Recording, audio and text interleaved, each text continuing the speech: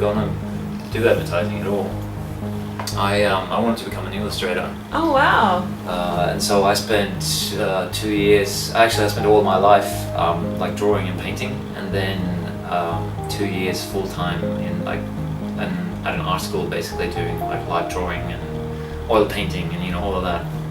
So that was my path.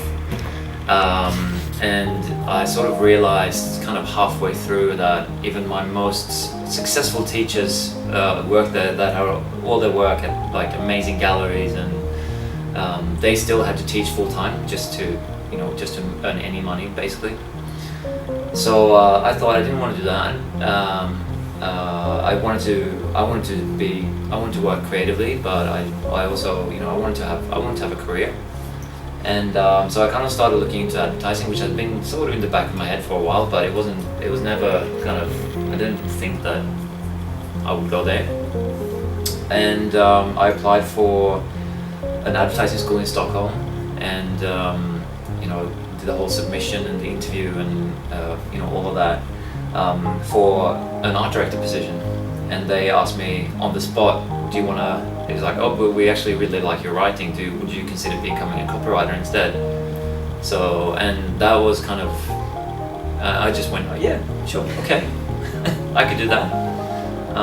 So that was a pretty big turning point, because obviously everything else fell out of that. I partnered up with an art director in school, and we got our first internship at Droga 5 here in Sydney, and after that we got offered a job after we finished studying. So that was definitely like a sort of stumbled into the role in a way, but yeah, it turned out well. And I never really had any major fork in the road, like any big turning points. For me, it's always been a very gradual progress.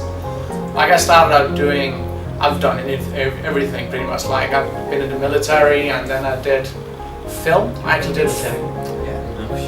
actually did film for 4 years in Denmark, working in feature films and stuff like that, and then university 2 times.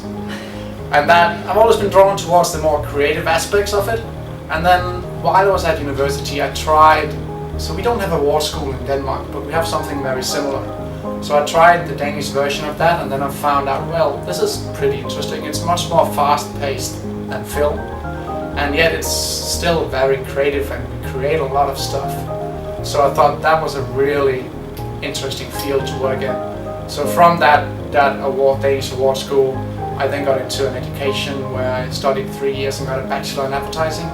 And then, I got my first job in Saatchi in Denmark, and helped restart that agency in Denmark actually. So, and then I came here, and that's really my path into it. So no big fork, but more a gradual, slow process of figuring out what I want to do.